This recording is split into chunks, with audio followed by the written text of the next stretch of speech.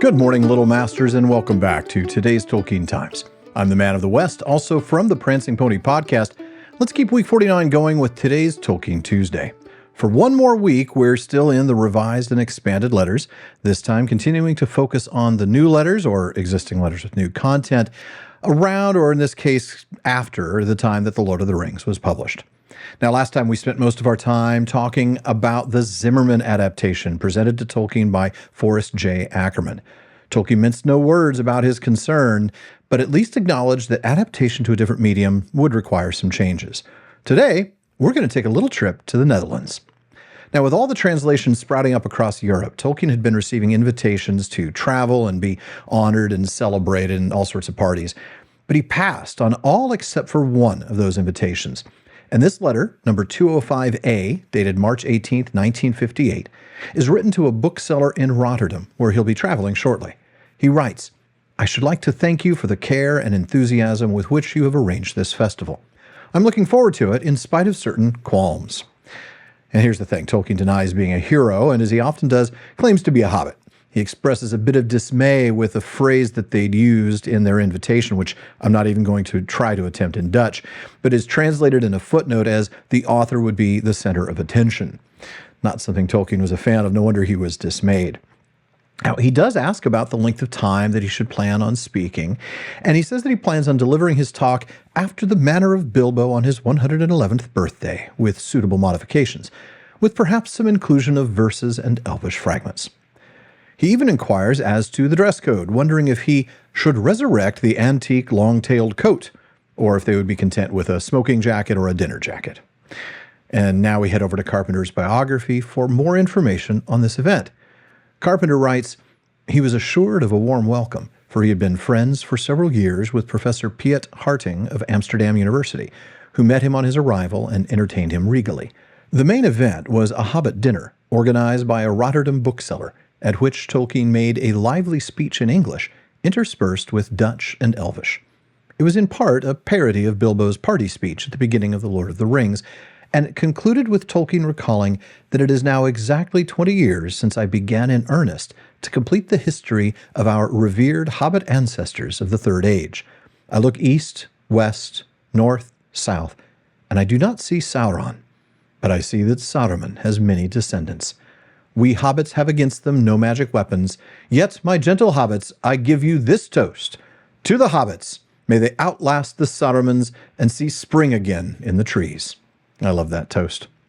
Now, we can also get some of Tolkien's own thoughts on the event in two more letters. The very brief 205B, written to the same booksellers afterward on April 2nd. He writes, "I shall not, of course, ever forget the Hobbit meal," although he wrote meal in Dutch, and again I won't try, "and the graciousness of all to me. The sooner I see your country again, the better pleased I shall be. It seems now clear to me that, as indeed it suggests in the book, the English hobbits are really the migrant colonists, and their original homeland is across the water."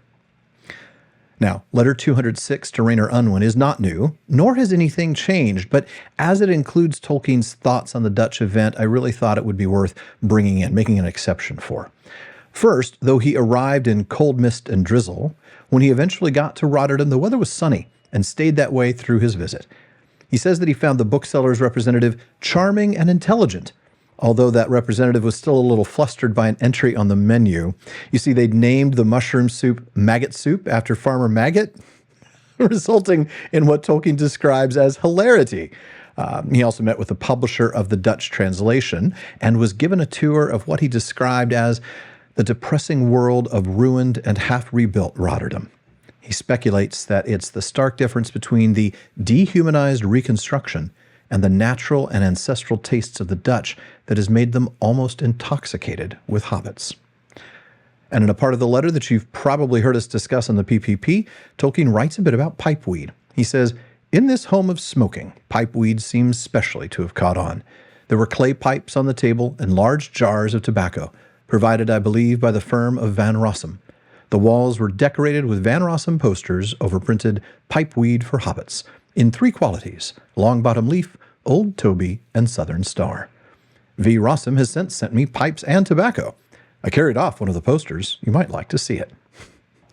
And then he concludes the letter with a sincere expression of gratitude to Rainer. He says, I cannot thank you enough for providing me with this short but memorable expedition, the only one I am likely to get, after all, out of my leave, and for gently pressing me to go.